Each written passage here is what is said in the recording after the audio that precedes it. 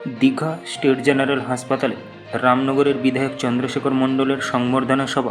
রামনগরের বিধায়ক ডক্টর চন্দ্রশেখর মণ্ডলকে Digha state general হাসপাতালের পক্ষ থেকে আন্তরিক সংবর্ধনা জানানো হয়। হাসপাতালে চিকিৎসক, নার্স ও স্বাস্থ্যকর্মীদের উদ্যোগে আয়োজিত এই অনুষ্ঠানে উপস্থিত ছিলেন হাসপাতালের বিভিন্ন স্তরের কর্মীরা। সংবর্ধনা গ্রহণ করে বিধায়ক সকলকে আন্তরিক ধন্যবাদ জানান। তিনি বলেন, রামনগরবাসীর ভালোবাসা ও আশীর্বাদ তার পথ চলার প্রধান শক্তি। এলাকার প্রতিটি মানুষের কাছে উন্নত স্বাস্থ্য পরিষেবা পৌঁছে দেওয়া তাদের মূল লক্ষ্য বলেও তিনি উল্লেখ করেন। তিনি আরও বলেন, হাসপাতালের এই মানবিক উদ্যোগ ও নিরলস প্রচেষ্টা ভবিষ্যতে সাধারণ মানুষের জীবনে আরও ইতিবাচক পরিবর্তন আনবে। পাশাপাশি সর্বদা মানুষের পাশে থাকার আশ্বাসও দেন তিনি।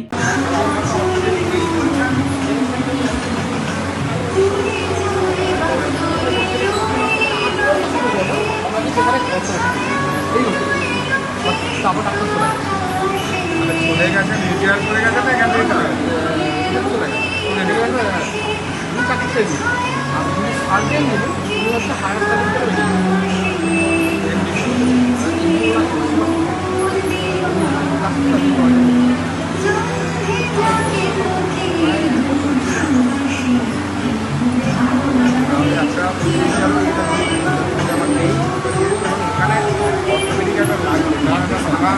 আমার মনে হয় এখানে সম্ভবত ক্লাসটা